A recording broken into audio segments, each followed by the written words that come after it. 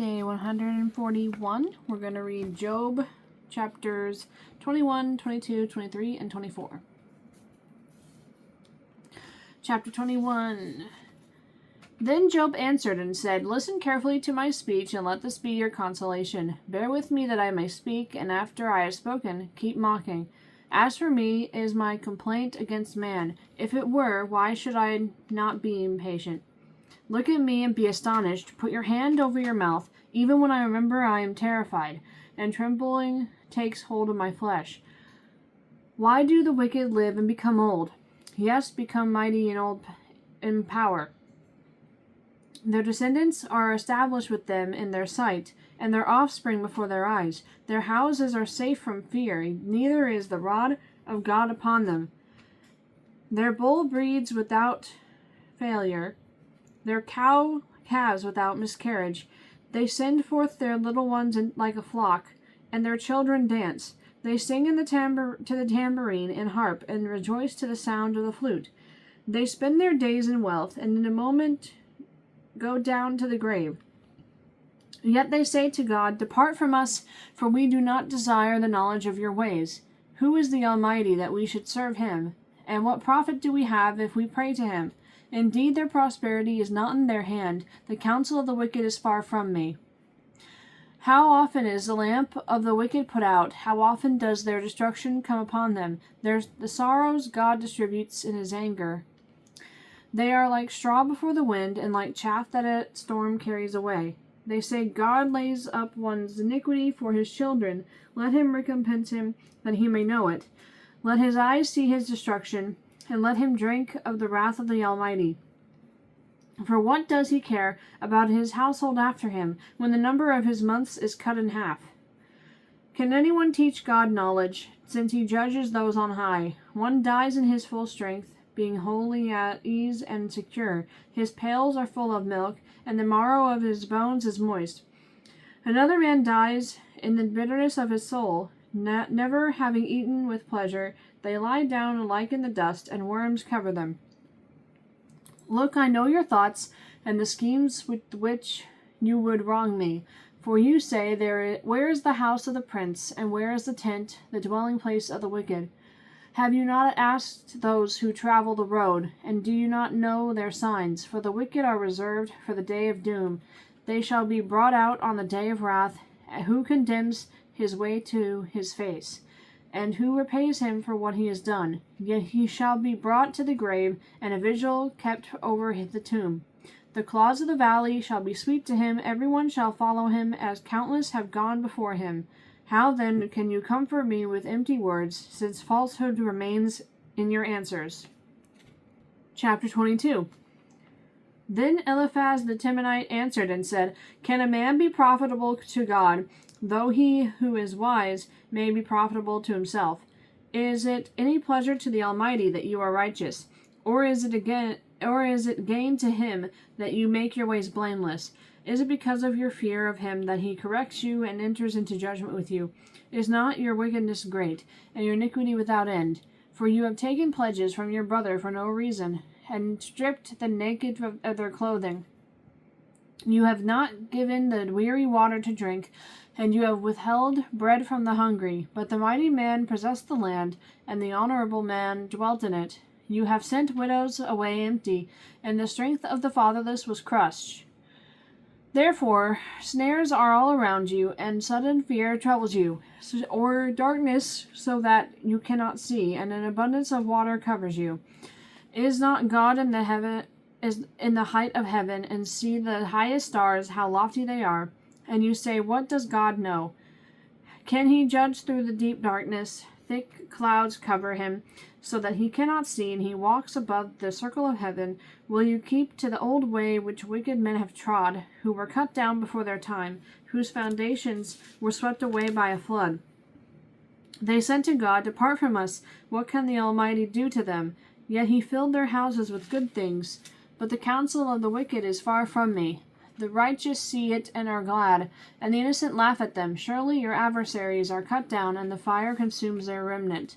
Now acquaint yourself with him, and be at peace. Thereby good will come to you. Receive please instruction from his mouth, and lay up his words in your heart. If you return to the Almighty, you will be built up. You will remove iniquity far from your tents. Then you will lay your gold in the dust, and the gold of Ophir among the stones of the brooks. Yes, the Almighty will be your gold, and your precious silver.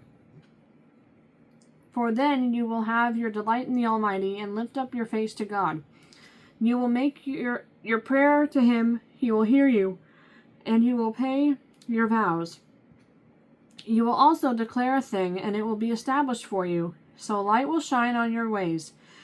When they cast you down, and you say, exaltation will come, then he will save the humble person. He will even deliver one who is not innocent. Yes, he will be delivered by the purity of your hands. Chapter 23. Then Job answered and said, even today my complaint is bitter. My hand is listless because of my groaning. Oh, that I knew where I might find him, that I might come to his seat. I would present my case before him and fill my mouth with arguments. I would know the words which he would answer me, and understand what he would say to me. Would he contend with me in his great power? No, but he would take note of me. There the upright could reason with him, and I would be delivered forever from my judge. Look, I go forward, but he is not there, and backward, but I cannot perceive him. When he works on the left hand, I cannot behold him. When he turns to the right hand, I cannot see him.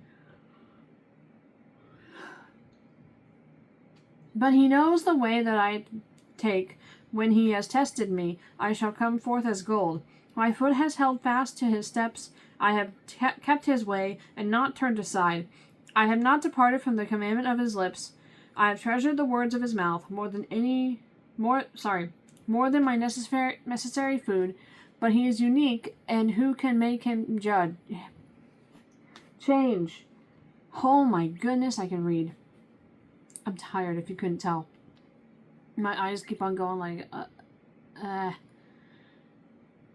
Verse 13. But he is unique, and who can make him change? And whatever his soul desires, that he does. For he performs what is appointed for me, and many such things are with him. Therefore I am terrified at his presence. When I consider this, I am afraid of him. For God made my heart weak, and the Almighty terrifies me. Because I was not cut off from the presence of darkness, and he did not hide deep darkness from my face. Chapter 24. Since times are not hidden from the Almighty, why do those who know him see not his days? Some remove landmarks, they seize flocks violently and feed on them. They drive away the donkey of the fatherless, they take the widow's ox as a pledge, they push the needy off the road. All the poor of the land are forced to hide, indeed like wild donkeys in the desert. They go out to their work, searching for food. The wilderness yields food for them and for their children. They gather their fodder in the field, and glean in the vineyard of the wicked. They spend the night naked without clothing, and have no covering in the cold. They are wet with the showers of the mountains, and huddle around the rock for want of shelter. Some snatch the fatherless from their breasts, and take a pledge from the poor. They cause the poor to go naked without clothing, and they take away the sheaves from the hungry. They press out oil within their walls, and tread wine presses, yet suffer thirst. The dying groan in the city, and the souls of the wounded cry out. Yet God does not charge them with wrong. Yet God does not charge them with wrong. Holy cow, my brain. Verse 13. There are those who rebel against the light. They do not know its ways, nor abide in its paths. The murderer rises with the light. He kills the poor and needy, and in the night he is like a thief. The eye of the adulterer waits for the twilight, saying, no eye will see me, and he disguises his face. In the dark they break into houses, which they marked for themselves in the daytime. They do not know the light, for the morning is the same to them as the shadow of death. If someone recognizes them, they are in the terrors of the shadow of death. They should be swift on the face of the waters. Their portions should be cursed in the earth, so that no one would turn into the way of their vineyards, as Verse 19, as drought and heat consume the snow waters, so the grave consumes those who have sinned. The womb should forget him. The worm should feed sweetly on him. He should be remembered no more, and wickedness should be broken like a tree. For he preys on the barren who do not bear, and does no good for the widow. But God draws the mighty away with his power. He rises up, but no man is sure of life. He gives them security, and they rely on it. Yet his eyes are on their ways. They are exalted for a little while, then they are gone. They are brought low. They are taken out of the way like all others. They dry out like the heads of grain. Now, if it is not so, who will prove me a liar and make my speech worth nothing? All right, we'll read 25, 26, 27, and 28 tomorrow. Let me get the cat. There he is. Say bye.